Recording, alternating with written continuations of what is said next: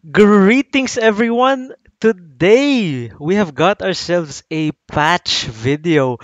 That's right, a surprise mm, Christmas present came early for all of us, as we were not, at least I was not expecting a patch within the last day of June here.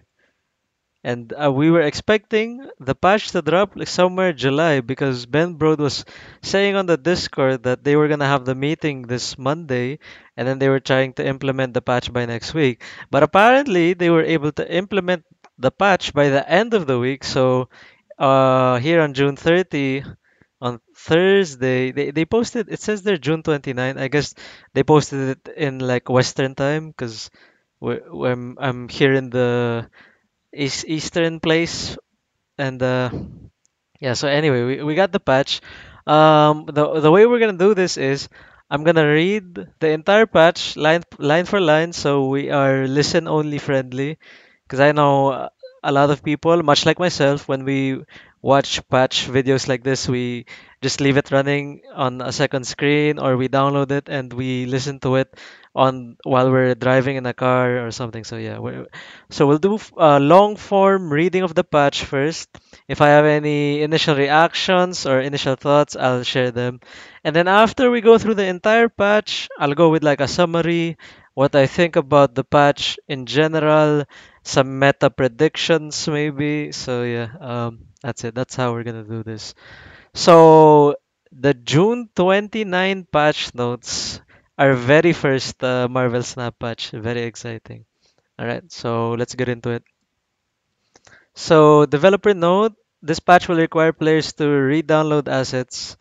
It won't happen every patch. We're working on a fix that should solve this issue in the future. Pardon our dust. Marvel Snap's newest patch features the first batch of card updates, including nerfs to Nova, Moon Girl, Devil Dinosaur, and buffs to several other cards. There are also updates to Season Pass, missions, and new locations. We're continuing to test, iterate, and improve. Please keep sharing your thoughts and feedback. Okay, so right out the gate, we have an initial summary of the patch. They were quick to identify nerfs to Nova, Moon Girl, and Devil Dinosaur. And then they mentioned like buffing several other cards. Alright, so that's a very strong start to the patch already. Okay, general updates. So improved the collecting experience for the free daily credits available in the shop, plus a new reminder to claim your free daily credits. Improvements to the player name profanity filter. Okay. Added the ability to mute your opponent's emotes, quality of life. Improvements to the news feed, including a full screen view for news and posts. Okay, added a daily limit to the amount of boosters earned from post game rewards each day. Daily booster limit is 200 boosters per day. And the dev comment, which I have to say, very nice for Ben Brode and team to include dev comments in the patch notes. Um, Generally, my previous experience with adding dev comments to patch notes is from like League of Legends. I played Dota 2 as well. They don't really include developer comments, so it's nice that they add this in because it always communicates to us, the consumers, and with the developers of the game what their thought processes are when they have their meetings and so on. So yeah, having dev comments are always nice. All right. So dev comment related to changing the boosters for adding booster limits per day. So while this change will affect less than 10% of players, meaning to say that if they add a 200 booster per day limit, it will only affect less than 10% of players. We think it will help keep our currencies in balance a little better for the players it does affect. Once players get too many boosters, they can't use them anyway, as they won't be able to get enough credits to convert them to collection level. And they made optimization and performance updates. So they added a daily cap to getting boosters. Personally, I never actually reached this cap, believe it or not. 200 boosters per day means that you need to be playing 34. If you play exactly 34 6 round games, you reach the limit.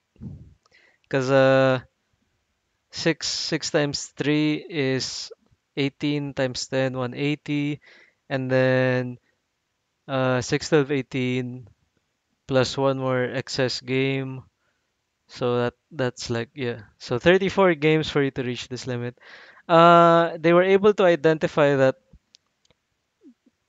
in a certain day, less than 10% of the player base reaches that range of getting 200 boosters. So, I think this is a unnecessary change. It nerfs the farmers, the people who are like farming boosters, the ones that go ham. Like they're certain to feel this nerf.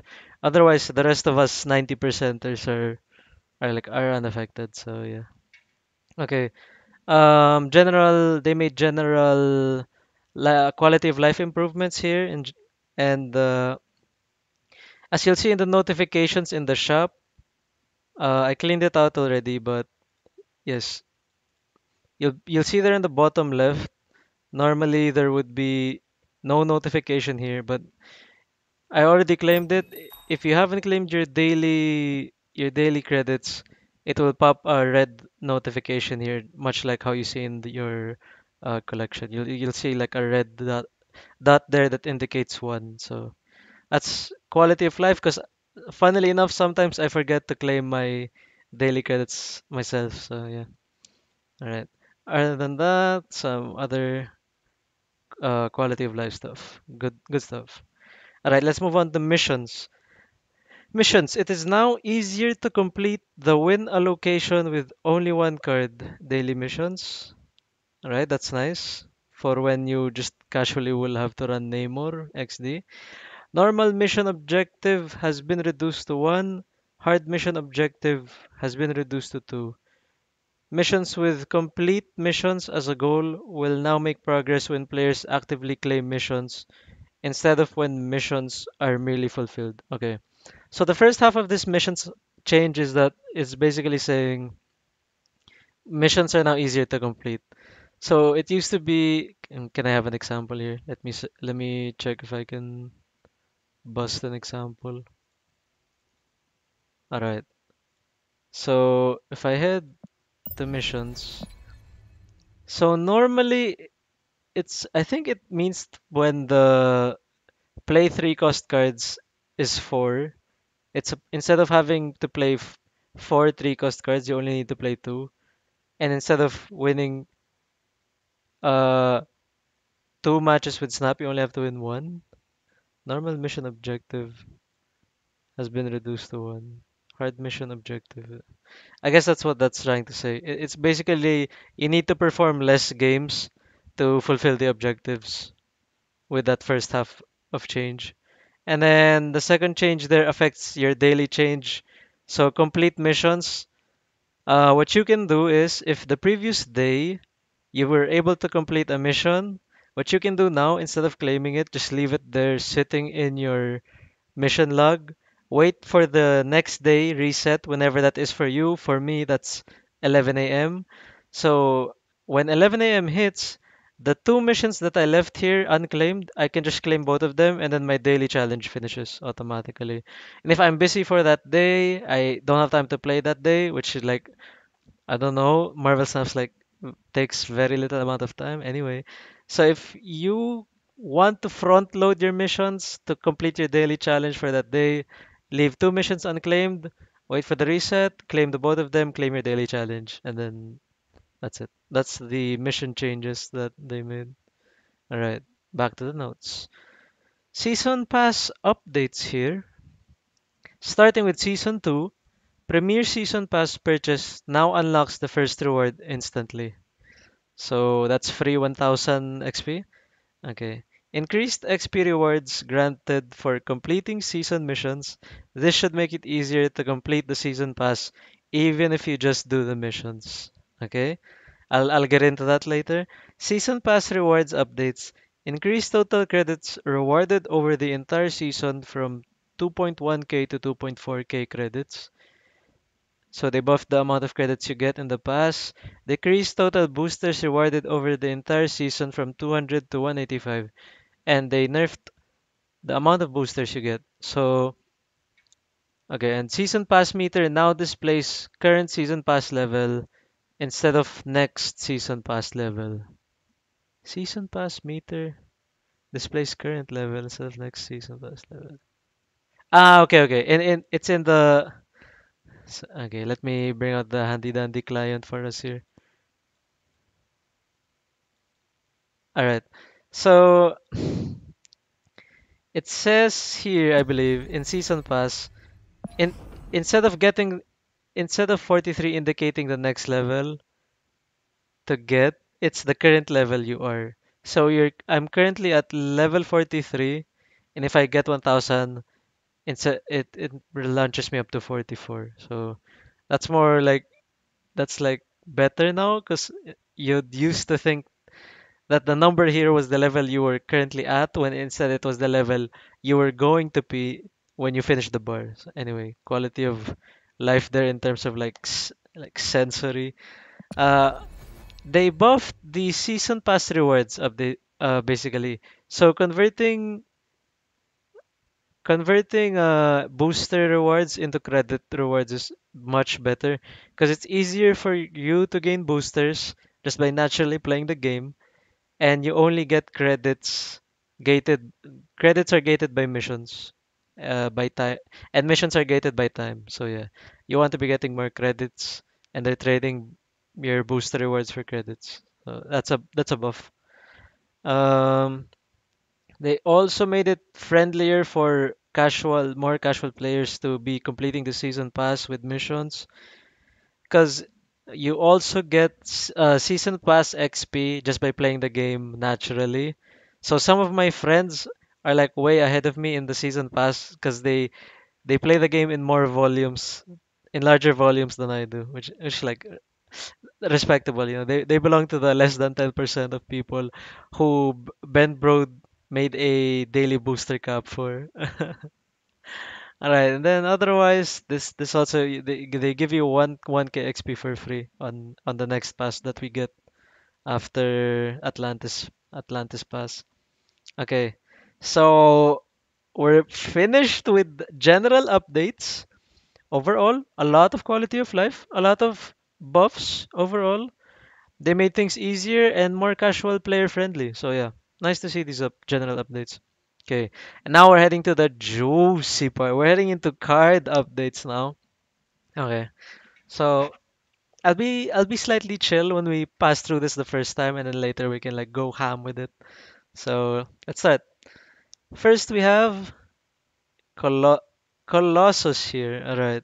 So Colossus is a 2/3 ongoing, can't be destroyed, moved, and the update is it cannot have its power reduced. Note that its power can be increased. So the developer comment is Colossus could use a little help, and we wanted to match the theme of you can't do anything to discard better. This change gives him a little boost in both power and fantasy. Fantasy means like flavor, like matching the effect with how Colossus is in the comics and so on. So yeah, it's a buff for sure. This means that Colossus can be played into minus power zones, like sewer system, so on. -1, -2, and -3 power are the zones of which I believe to exist for that regard.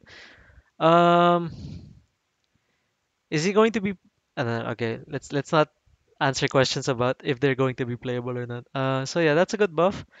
Also nice to match more with the flavor. Okay, nice. So Crossbones is a 4/8. You can only play this at locations when you are winning. We think this new templating will make the card much clearer and easier to understand quickly. So they only changed Crossbones wording to make it easier to understand. They didn't change anything numbers wise. So what Crossbones is, it's a win more card. If you're already winning a lane, he's a 4/8, which is very high on rate for a 4 drop. There's no other strict requirements. You just need to be winning the lane. So you drop him plus 8 power to that. Okay, that's it. Next we have Crystal. Crystal, on reveal, it's a 4/4. If this is at the middle location, shuffle your hand into your deck and draw 3 cards. This change gives Crystal more flexibility in case players don't want to replace their hand. So the old Crystal used to word that on reveal, anywhere she is put, just shuffle your hand into your deck and draw 3 cards. Um, for those who haven't reached pool 3, Crossbones and Crystal won't really matter to you, but maybe for the people in the meta of pool 3, the thing is Crystal is a very aggressive card because shuffling your hand into your deck is won't be much of a drawback if Crystal is your only card in hand by turn 4, and then you just draw 3 cards, right? So it's a very aggressive design. Anyway, they gave you more player flexibility with it, where if you did not want to shuffle your hand into your deck, play it on the left or right. But sometimes in some games, the middle location might be unplayable, so it is a weird change. It doesn't affect me yet personally, because I don't have Chris. I'm not even close to like pool 3 yet, so that's a nice change though for adding like options to the card. Okay. This next change, oh my. Devil Dinosaur is now a 4/0, 4 mana now from 3. Ongoing, still the same. +2 power for each card in your hand. Okay, dev comment. Devil Dino was way too powerful for its cost. Typically, you can expect around a 6 power Devil Dinosaur without extra investment, which lands the card at roughly 4 cost worth of power. Once you start investing in its effect, its power shoots way beyond what a 3 cost card should achieve, with how easily cards like Sentinel and Moon Girl complement the Dino. We've decided to bump Devil Dino's cost to bring it more in line with the cost to power ratio we expect for cards. So, this is a huge nerf. Nerfing mana cost is no thing to sleep on. Um, oh, it's a huge nerf, very much warranted, of course. I still like that they kept the design is still there. The core design is not changed. So Devil Dino still does Devil Dino things, but at a much higher cost, and at a much higher deck cost on the curve. So yeah, nice nerf. Um, I would not have nerfed it any other way because nerfing. Some people would argue that maybe you can keep it at 3 and then just nerf the +2 power into +1 power. That's like that makes it nigh unplayable. But it at as a Force Zero now, it's like also nigh unplayable. But anyway, we'll get into that later on. Okay, let's move on to Doctor Strange. Okay, so they buffed my man Doctor Strange here. From a 3/2, he is now a 3/3 with the same effect. On reveal, move your highest power cards to this location. So, dev comment, along with Craven, Doctor Strange needed some love to strengthen move decks. This buff, along with bug fixes, should help keep the Supreme in Sorcerer Supreme. Okay, I like. You got me. You got me there, Ben Brode or developer who made these. Um, they made Doctor Strange +1 power, basically. Does it matter? Yes, it matters. Very much so. That one power they increased in Doctor Strange is huge because it used to be that the baseline for three drop utility 3 drops were on rate at 3 power.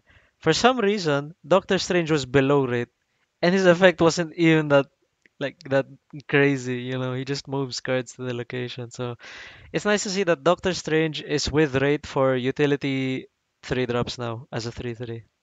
Good stuff. Okay, Craven. From a 2/2, still a 2/2, but the effect is now when a card moves here, this gets +2 power. Oh! Y'all know Craven exists at the bottom of my unplayable list. We'll get into the details later. I have so much to say, but like, man, Craven is up and up right now. That is a huge buff to our man, Craven. Okay. Dev comment. Craven is one of the weakest cards in the game. Really? We're giving him a boost in both power and activation flexibility to make him feel more impactful. So, nice. Good change. I have a lot to say about early collection move later on. So, let's move on. Moon Girl. Change from a 3-3 is now a 4-4. On reveal, duplicate your hand. Okay. Moon Girl proved to be a powerful combo piece to enable low cost card combos, aka let's play Nova 2 times. We are nerfing her to both nerf the strategies that she primarily interacts with, like the Collector, okay, and also to mitigate future scenarios with her enabling unintended low cost card combos. Okay, I also won't get into it too much right now, but Moon Girl nerf is huge. Along with the nerf to the Devil Dinosaur here, like Moon Girl and Devil Dino, both of them going from 3 cost to 4 cost is a huge hit to the deck. So, much needed nerf. I'm sad, but like understanding that they had to nerf Moon Girl this way as well, because keeping Moon Girl being able to play Moon Girl on 3 enables way too much for you to do on the later half of the game. So yeah, Moon Girl on 4 is lands it at a healthier spot for the rest of the field. Okay, let's move on. Nova, still a 1/2. When this is destroyed, give your cards +1 power, down from +2. Alright, let's look at the dev comment first. After looking at card performance, we have identified Nova as a very clear outlier. Really? We believe the change from +2 power to +1 power brings this card more in line with other deck strategies. Okay. So it's very clear that Nova, for what it is as a one drop in early collection, is way too good for whatever else early pool one's trying to be doing. So yeah, reining it in down to 1 power is nice. Now it's still a very strong card, not as broken as what it was, but like the ceiling on this as a one drop is still pretty high. Like so glad they reined it in. It isn't now as brain dead to play. So yeah, we'll see more competitive design space now for the game thanks to this nerf. So nice one, Ben Broden team. Thank you very much. Okay, next let's move on. So we're down to the last two cards they changed. Let's go with Okoye. Okoye is now a 1/1 down from a 2/1. So but the on reveal is now give every card in your deck +1 power, down from +2. Okay. Dev comment, Okoye's current tuning can make game outcomes feel too centered around playing her on turn 2. Agreed? As we're also looking to increase the pool of one cost cards in the game, Okoye looked to be a perfect candidate to adjust. Okay, so it's an adjustment. It's not necessarily it's adjustments are like in betweens of buffs and nerfs. So they're not it's not very clear if it's a buff or a nerf. That's why it's called an adjust. So that's been a coin term for the longest time.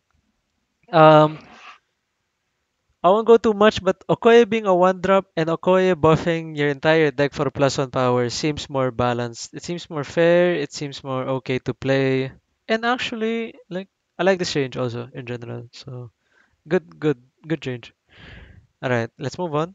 White Queen, still a 4/6. On reveal, draw a copy of the highest cost card in your opponent's hand. Oftentimes, White Queen felt like a 4/6 on reveal, say, no 6 cost in hand. I like that because that habit actually happens quite often. This should help her consistency by having her always draw you a card. Okay, White Queen, this is a buff. This is not an adjustment, it's actually just a very strict buff. So for one thing, it will always draw you a card now from your opponent's hand. It also draws the highest cost card, which for the latter half of the game on turn 4, if you play it on 4 or 5, is very nice because not only does it draw you a card, it gives information on your opponent's hand as well, which is crucial. So yeah, White Queen, good buff. Alright. And then after that, we have text only updates for Morbius Claw, Widow's Bite, and Rock Slide. Gameplay functionality of these cards has not changed.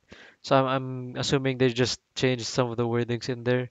much like Crossbones. So yeah. Okay.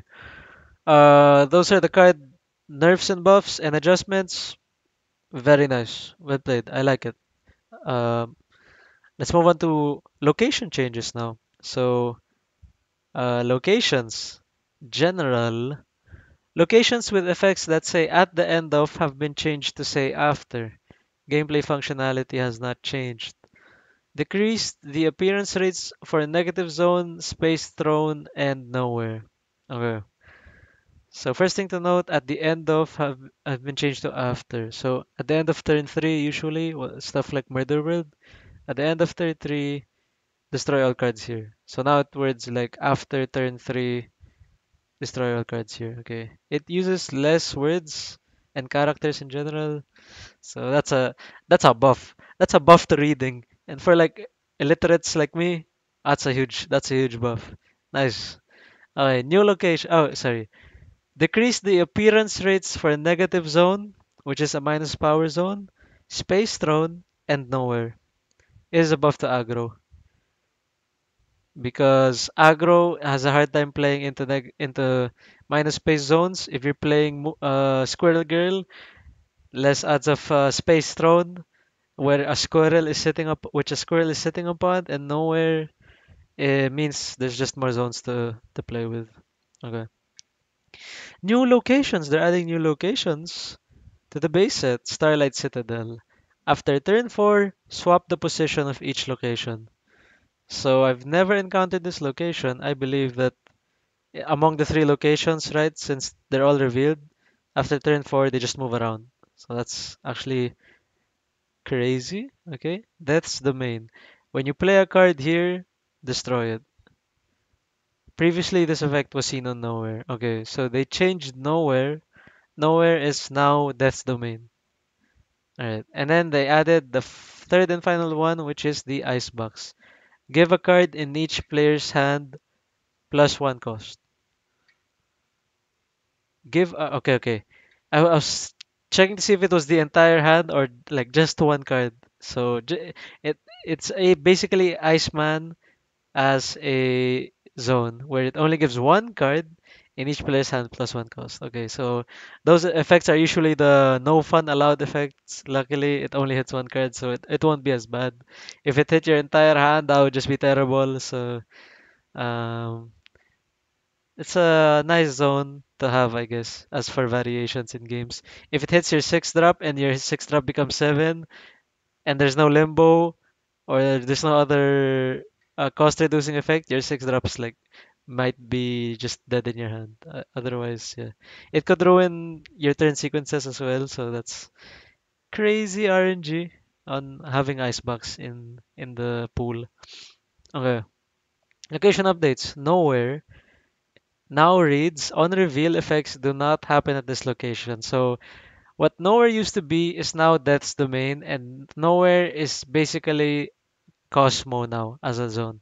On reveal effects do not happen at this location. So let's see what the devs have to say. We felt the theme of destroying a card on play fits much better with death.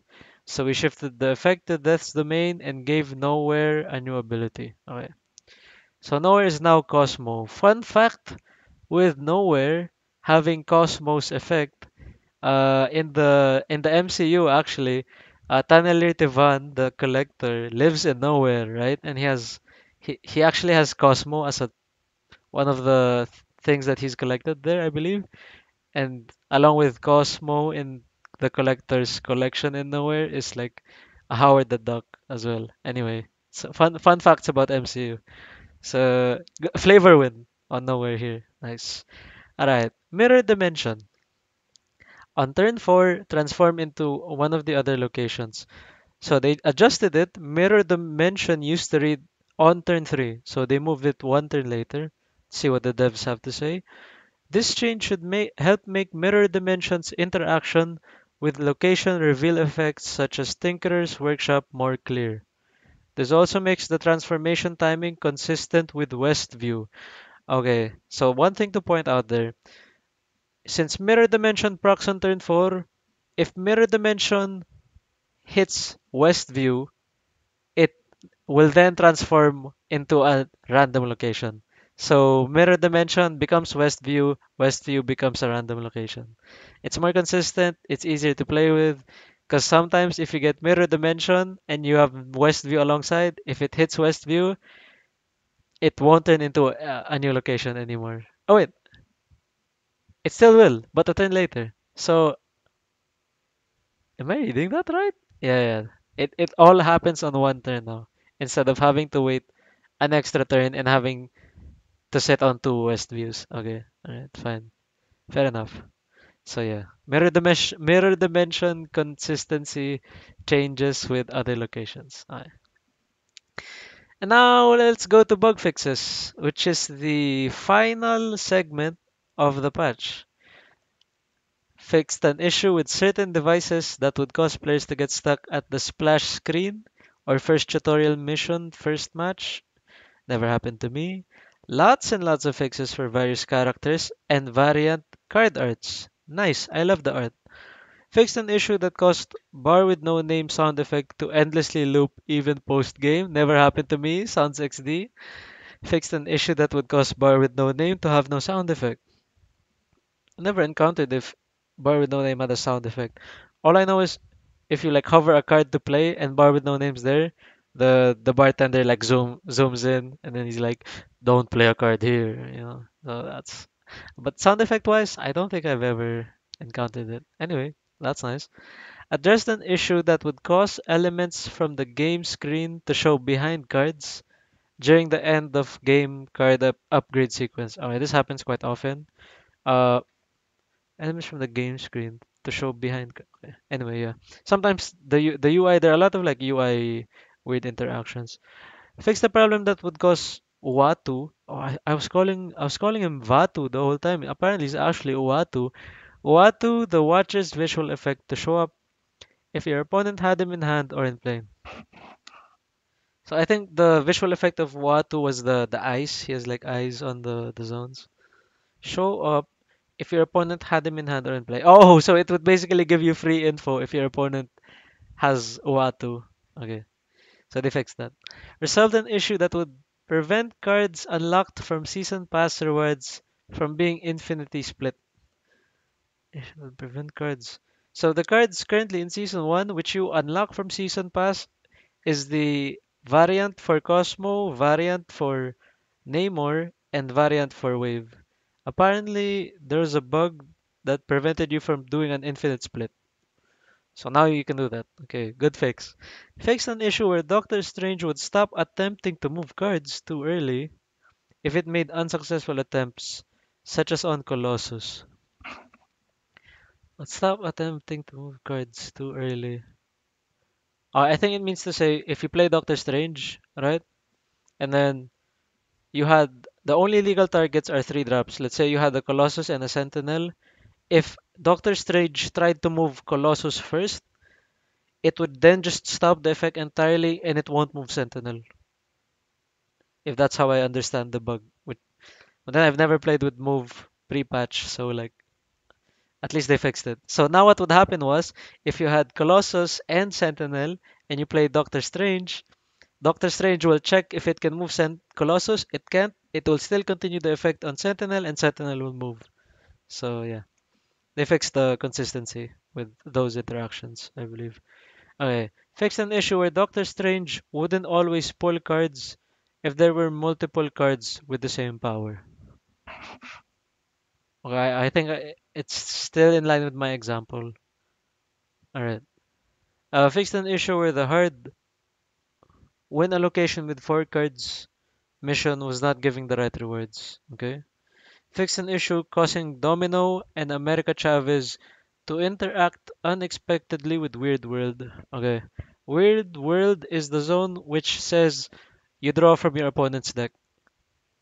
And I think, not sure if I encountered this, but what happens is in the interaction of you having America Chavez in your deck and you have Weird World out, right? So your opponent, you're drawing from each other's decks. On turn 6, regardless, if your opponent is not running Chavez, or regardless of your opponent's deck existing, you will still draw Chavez. I'm not sure if that's an intended interaction. I thought it was. But since it's pointing out that it might be a bug, then uh, I guess what's going to happen, not sure how it's going to happen now, but if you have America Chavez in your deck and you have Weird World out, instead your opponent will draw your Chavez and you'll continue to draw from your opponent's deck. If that's how I understand the change properly. Anyway, yeah. Okay. Fixed a rare issue that would result in duplicating starting locations. Yeah, that never happened to me. Duplicating starting locations. That sounds crazy. It's a rare issue. Okay, fair. Fixed various snap errors that could kick players out of matches. Never happened to me. I've never been kicked out of a match. But let's see if they fix the bug that I encountered once. Fixed an issue where cards can sometimes show grayed out when focused in the collection. Yeah, I hate that. Like when you open a deck, I believe, and then it grays out the cards, and you have to move out of the deck and go back in so that they show in full color again. Okay, nice fix. Fixed an issue where you briefly see the wrong season pass header information when going to the season pass menu. Okay. Fixed an issue where cards and locations from the game board can show up during the end of game result screen. Happens quite often. So end of game result screen, the UI, you can still see some of the cards and locations. Yeah. Randomly too. So good UI fix. Okay. Fixed an issue where it was possible to activate main menu buttons while on the mission screen. Main menu buttons while on the mission screen. I'm not gonna go check it myself, but yeah, UI fixes, whatever. Okay. The only real one of the game-breaking bugs I encountered one time was in one of my discard videos. On turn two, it my game automatically end turned for me, or it was like it stayed on waiting. Oh, sorry about that. It stayed on waiting, and then I couldn't make a play for that turn. But otherwise, hopefully they fixed it and I won't encounter it. Okay. So that's it. That's it. That's the entire patch. Congrats to NERFS, which is Ben Broad's team of developers who who continue to develop Marvel Snap. Is a huge patch. Cheers to all of you. So now we've talked about the entire patch, my initial reactions. Let's get into some deep dive details. Let's talk about gameplay. We're mainly about gameplay here, you know? So let's head back over to cards, the card changes. Now, if I were to condense, there are three main parts in the changes here to the cards. The first part is Dinova is dead. It's done. You will not face the tier 0 menace, the sledgehammer of the meta, that is Devil Dino Nova. Um, the entire deck is unplayable. Do not play it. We will have to make new decks now. The ladder is going to be crazy filled with other stuff. So, first thing to note, Dinova, dead. Second thing to note, which is huge, they made, they were able to make early collection move from literal unplayable to maybe mildly playable. I'd even say possibly actually playable. So the problem with early collection move, and when I say early collection, I mean like you're like at pool one, maybe a bit of pool two, even up to like the end of pool two. Okay. Okay, maybe not necessarily, but yeah, at around end of pool two, that's early collection. Move is nigh unplayable because the win cons are so bad. Your only win cons in move is Vulture in pool two, multiple man in pool one, which needed a lot of enabling, and allegedly Craven. Now, let's talk about Craven. Let's use this time to talk about Craven. The problem with old Craven, okay, was old Craven on rate was so terrible. It was I deemed it literally the bottom of the unplayable list up to pull one because as a 2/2 where every time you move a card here it gets one power. On rate, being able to proc this effect once in a game on average is like enough because it's hard to get it to happen twice for Craven. It's hard to proc Craven's effect twice. If you're crazy, you i- on like an average ceiling of hitting it 2 to 3 times maybe. Like maybe if you hit it 3 times, you're like really popping off if you get Craven to proc 3 times. And procking it 4 times is nigh impossible because is only a much limited amount of space for you to be playing cards to move stuff into Craven's lane. Now, it is possible to proc 4 times, but those are very rare. Anyway, let's talk about how Craven was pre-patch on rate. You played him as a 2-2, so you're literally below Shocker currently. If you procced it once, great. You're Shocker now. Y- You are a 2-3, you procced it once, you move the card here once, and then that's it. And then if you did it proc 2 times, okay, you're a 2-4. Now, now the now the new Craven, okay, as a +2, you proc it once, you're already a 2-4. You're Lizard. You're Lizard with all the upside already on new Craven here. If you proc it twice, you're a 2-6. And for a 2 drop, 2-6 is like way above the ceiling. You're through the roof already on that. So that's crazy good. The problem also with the early collection move, right, is that it had very little payoffs. It was so hard to play. It had minimal amounts of scaling. Like move as a mechanic has like very few scaling, with only the exception of like Vulture. Vulture is like the easiest to scale. Multiple man is a payoff that scales, but like you have to enable him, and it's hard to like you had to align the all the moons to be able to go ham with multiple man. With Craven here, you have a reliable win con in a move deck now. So Craven literally from the bottom of unplayable, it's so crazy to say he's actually your win con build around now in move deck, early collection move deck. Even in the later collections, Craven is just like super playable now. Along with the +1 power buff on Doctor Strange, the move just feels much better to play now in early collection than it previously was pre-patch. So yeah. Good job, team, Benbrod and team to make move playable. Very nice. And finally, the third part I want to mention here are just the quality of life adjustments. So Colossus is nice. The like general three adjustments there. So that's Colossus. Colossus is like still like a mid-range meh. It's a filler card still, but it's a more playable filler card. Um, Okoye is like good, but still, if you draw Okoye on like turn 4 and 5 in the later half of the game, it feels meh. They definitely reined in the ceiling a bit. So now the floor of Okoye is higher, but the ceiling is like lower. Because normally, if you played Okoye on 2, for a 2 drop, Okoye would, at best, like minimum ceiling, right? So you're going to be drawing 4 more cards the rest of that game.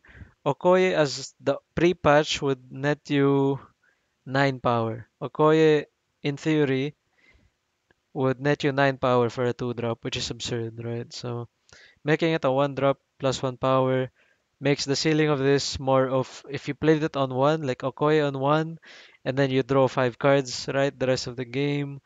Okoye as a ceiling is now a 6. So it could be a 1 mana 6 power card. So the ceiling's still there, the floor is lower, the ceiling's lower, sorry, and the floor is higher. So Okoye's in a good spot, I'd say. And White Queen. White Queen is now a filler tech card. It's still filler. Draws you a card, sure. Gives you info, okay, nice, but like doesn't belong to any real archetype. So yeah, White Queen, Colossus, good filler, mid range, no archetype. Okoye, also no particularly immediate synergies for an archetype, but quality of life there, so that's nice. Okay, So about the nerfs now. The nerf to Dino, Moon Girl, and Nova. Nova's ceiling is still high. It's not giga overpowered anymore. Like thank the lords. Um, you can still play it. Nova's still playable, but the shell's going to be different. It's not going to be herder, Ooga Booga, I play overpowered cards. I win regardless of anything. So yeah. It's gonna need a different shell. I can see this being played in like an aggro destroy list. So it's not going to be played with Dino anymore. You're gonna see other cards be played with this. So Nova is definitely still playable. It's one thing to note. And yeah, nerfing it, despite it, it still might be a good card to play. Just needs a different home. Okay, that's what I think about Nova. But Moon Girl, let's leave Moon Girl for last. Let's talk about Dino. So Dino as a 4-0 is huge. Now, it used to be you could just play this on turn 3 on tempo, and then for an early half play, like early half of the game play, that's way too crazy for what you can do on turn 3. As a 4 drop now, uh it's so it's so difficult to like, especially tied with the Moon Girl nerf. So this sort of draw, keep your hand big archetype, and just I play cards that draw cards. Devil Dino is going to be consistently 14 power. For a 4 drop, that's still a very high ceiling for a 4 drop, I have to say. But the thing is, the cards that draw cards, you are playing on the first half, around the first half of the game, used to be, even in the later half of the game, as Devil Dino with 3 power, you could still play the cards that draw you cards, right? You could play Devil Dino and Moon Girl on the same turn. You could play Moon Girl a turn earlier, and then on turn 6, you could play 2 dinos. Yeah. So, yeah, there was much flexibility on what cards you could play with Dino on the later half of the game just because it was a 3 drop. Now that will be significantly harder to do. So on like it used to be your turns could go like turn 3 Moon Girl into turn 4 Dino plus 1 drop, or turn 5 Dino Sentinel, and then turn 6 you play Chavez or something. Now the new Dino Moon Girl interactions will look like, okay, turn 4. On turn 4, right? You play Moon Girl. So what does your turn 5 look like? Play Dino and a 1 drop. Okay? And then turn 6, what? Dino and Sentinel. That's so bad. That's so bad now. Like, you might be thinking, well, what? So Dino's like still a 12 power, right? Two 12 power drops, 24 power on two dinos, and then like Moon Girl. Mm, it feels really weak. Like having to design the deck, you're gonna have to design the deck way too differently than how it was pre-patch. To just have like casually have Moon Girl, casually have Dino, a bunch of cards that draw, and then for some reason you could still fit in like Nova, and then just like go ham. You can't do that anymore. That's not what's going to happen. Um, you can't even do like the combo. Like even before, right? You could on turn 6, you could play Dino, and then you could play like Nova Carnage. You can't do that anymore. So yeah, the nerfing Dino and Moon Girl's mana cost from 3 drops to 4 drops significantly hinders what you could be doing on the later half of the game from how the old Dino and Nova shells used to play. So yeah. Uh, I still think Dino is playable as well as Moon Girl. All three of them are playable. We're just going to have to redesign the shells. By I mean redefining their shells. There is that we're just gonna have to design the decks differently. Um, Overall, though, it's still a significant power drop. And I've only really played two archetypes pre-patch. I only really played Dinova, as you know from my very early Dinova climbing list. And then later on, because I was expecting, like, we were expecting a new patch, I was trying to play this card. because I found that move is unplayable, and then on reveal and ongoing aren't really archetypes. They're just general game mechanics. They're not strict archetypes. So don't tell me. I don't want to hear that. Leon, we have who is that? We have Odin for on reveal, and we have onslaught for ongoing. They're just mid-range. They're ongoing and on reveal are just mid-range mechanics. They're not really flavor or in very strict archetypes to play with. So yeah, pre-patch move was unplayable, and this card was like barely making it. So yeah, now that we are in the okay, so those are my thoughts. Those are my thoughts on the changes. Very nice changes. So what we're going to see, I'm gonna tell you what the meta is gonna look like now, as in the context of early collection too. All right. So Dinova is no longer tier zero. As a deck, it goes down. And then people are going to have to redesign decks with Nova if they still want to try Nova. And they're going to have to redesign Dino decks as well if they still want to play Dino decks. That means this card, especially my list, is going up in the stocks. Um, this card, early collection discard is playable. And what do I think about early collection move? Um, Early collection moves playable now. Like we're gonna have to do a video one day on like Craven, and maybe it might be good. So early collection move might be playable, although I'm not so sure yet. I need more experience with it. So yeah. General mid-range is good. The aggro lists are still good. If you still remember Angela, Bishop, play one drops, play Kazar. One drops Kazar is still good. Um, if you want, play Blue Marvel, but you don't have to, because like one drops Kazar, and maybe you have like depending on how you want to build. So aggro is still there. Mid-range on reveal, ongoing stuff still there. I wouldn't though. I'd say that's like tier two. The mid-range on reveal ongoing decks are like there. Otherwise, early collection, I think discards up. I think move is up. We just have to like design it properly. Um, yeah. If we're going to count season pass, if you bought wave decks are also up.